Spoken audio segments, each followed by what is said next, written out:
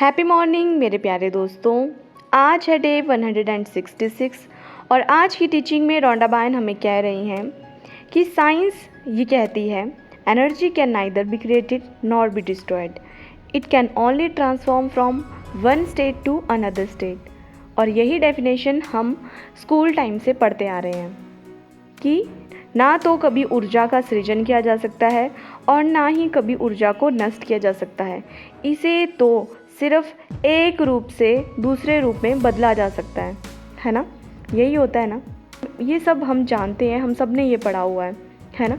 पर जब बात आती है मानने पे, तब हमें लगता है कि मेरे अंदर जो एनर्जी है वो अलग है, सामने वाले के अंदर जो एनर्जी है वो अलग है, पेड़ पौधों में जो है वो अलग है, जानवरों में जो है वो अलग है, नॉन लिविंग थिंग्स में जो है वो अलग है।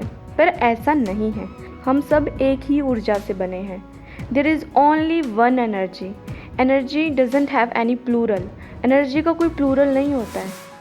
जैसे सूरज की रोशनी एक है तो वो एक ही है, चांद एक है, चांद की रोशनी एक है तो वो एक ही है। पानी जो है वो पानी ही है, वो एक ही है। पानी का कभी प्लूरल सुना है कभी? हवा जो है वो एक ही है, इसका भी कोई प्लूरल नहीं है, कभी हवाएं नहीं होता है। वो अलग बात है कि वो हम बोल देते हैं, पर ऐसा नहीं है। आग जो है वो भी एक ही है, आग ही है, क्योंकि इनके कोई बहुवचन नहीं है, इनका कोई प्लूरल ही नहीं है। ये सब एक ही चीज़ है, हर जगह एक ही चीज़ विद्यमान है। और जब बात आती है एनर्जी की, तो हम सब एक ही एनर्जी हैं, एक ही एनर्जी हैं। हमें लगता है कि नहीं, मुझ में अलग है, उसमें अलग है, पेड़ पौधों में अलग है, जानवरों में अलग है, पानी में अलग है, पक्षियों में अलग है, नॉन लिविंग थिंग्स में अलग है, प्रकृति में हमें जो कुछ भी हमें दिख रहा है इस टाइम, हमें लगता है कि उन सब में अलग अलग एनर्जी है, पर ऐसा नहीं है। सब एक ही एनर्जी है, एक ही एनर्जी। तो क्वांटम फिजिक्स तो डायरेक्टली यही कहता है कि there is only one energy, और हम सब एक ही एनर्जी से बने हैं। और ना तो एनर्जी को क्रिएट किया जा सकता है और ना ही इसको डिस्ट्रॉय किया जा सकता है। ये तो हम पढ़ते ही आ रहे हैं। इसके लिए स्कूल में एक बेस्ट एग्जांपल समझाया जाता था हमें कि पानी के साथ, कि पानी को जब हम लो टेम्परेचर पे रखते हैं, जैसे मान लो पानी का ग्लास भरा, उसको फ्रिज में रख दिया, तो क्या बन जाता था? बर्फ़ बन जाती थी, तो वो सॉलिड फॉर्म बन गया। जब हम उस बर्फ़ को बाहर निकाल के रख देते थे, तो थोड़ी देर बाद वो फिर से पानी बन जाता था, लिक्विड स्टेट में आ जाता था। और जब हम उसे उबालते थे खूब हाई टेम्परेचर पे, तो वो उड़ के भाप बन जाता था, तो वो गैसियस फॉर्म में आ गया।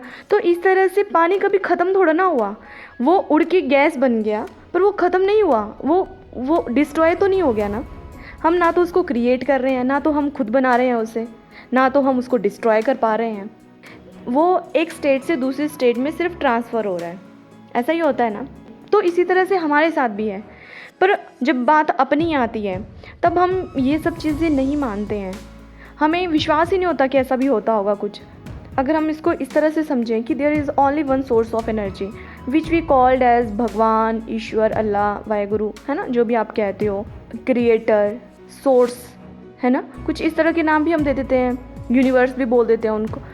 अगर मान लो वो एक्चुअल में सोर्स ऑफ एनर्जी है, मतलब वो एक एनर्जी है, हम आगे उनकी ही फॉर्म्स हैं, ठीक है। मतलब बोलते हैं ना कि हम भगवान का अंश हैं, तो हम उनकी ही फॉर्म्स हैं। तो हम सब में एक ही एनर्जी है, उन्होंने ही हमें बनाया है, हम उनके ही अंश हैं। तो हम सब में एक ही चीज़ है। चाहे आप पेड़ के एक पत्ते में देखोगे, उसमें भी वही एनर्जी है जो हमारे अंदर है। पेड़ की जड़ों में देखोगे, उसमें भी वही एनर्जी है। किसी पक्षी को देखोगे, उसमें भी वही है, उसके पंखों में भी वही एनर्जी है जो हम में है। मेरे समझाने का मतलब ये है कि हम सब में एक ही एनर्जी है। इस एनर्जी के द्वारा ही तो हम एक दूसरे से कनेक्टेड हैं।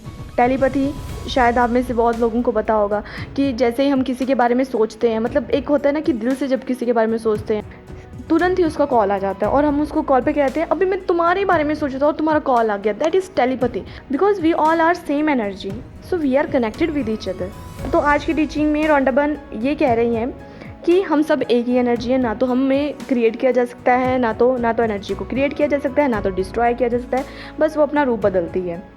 तो ये तो हमें बात बिल्कुल पूरी तरह समझ आ गई। अब बात आती है कि हम सब ना डेथ के नाम पे बहुत डरते हैं, और हम सबको भी ये पता है कि अब जिसने जन्म लिया है उसका मरना तो तय है, चाहे वो भगवान राम थे, कृष्णा थे, सबकी डेथ हुई है ना।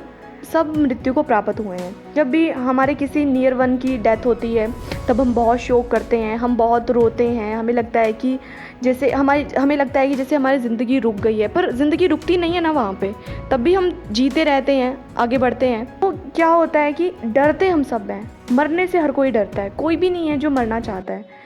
क्योंकि हम इसलिए डरते हैं क्योंकि हमें लगता है कि इसके बाद शायद सब कुछ ख़त्म है, पर ऐसा नहीं है। जब हम एक एनर्जी हैं, तो अगर मान लो आज मैं एक लड़की के रूप में पैदा हुई हूँ, मेरा ये नाम है, मैं यहाँ इस जगह में पैदा हुई हूँ, जब मेरी मृत्यु हो जाएगी मैं कहीं और जन्म ले लूँगी। हो सकता है मेरा जेंडर चेंज हो, मेरी कंट्री चेंज हो, कहीं पे भी हो सकता है। तो यहाँ पे हमें ये समझने की ज़रूरत है, जब हम भी एनर्जी हैं तो हम भी कभी डिस्ट्रॉय नहीं हो रहे हैं। इसलिए ये जो हमारे अंदर का डर है, मरने का डर, इसको भी हमें बाहर निकालना है। और दूसरा, अपनों को खोने का डर, इसको भी हम बाहर निकालना है। अब आपका ये सवाल हो सकता है, सुनने में और बोलने में ये सब चीज़ें बहुत इजी हैं, पर जब प्रैक्टिकल लाइफ में बात आती है तो हम सबकी उस टाइम बैंड बज जाती है ना, ऐसा ही होता है ना। चलो वो तो है, अब हम सब इमोशनल बीइंग है, इमोशंस के साथ एक दूसरे के साथ कनेक्टेड हैं, पर फिर भी हमें ये बात याद रखनी है, ठीक है। जितना आप इस बात को याद रखोगे कि मृत्यु आनी तय है, because death is the eternal truth, तो वो तो आनी ही है, तो हमेशा खुद को ये स्मरण करवाते रहो। अब हमें ये थोड़ा ना पता है कि नेक्स्ट मोमेंट पे क्या होने वाला है ना, हमें नहीं है पता ना कि कब मृत्यु आ जाएगी। हम तो ऐसे मोटे मोटे सोचते हैं कि अभी तो इतने साल जीना है, उतने साल जीना है, पर कब क्या हो जाए किसी को नहीं है पता। तो जब भी जीना है खुल के जीना है, इस तरह से जीना है दैट आज जो दिन है ना वो लास्ट डे है मेरी लाइफ का।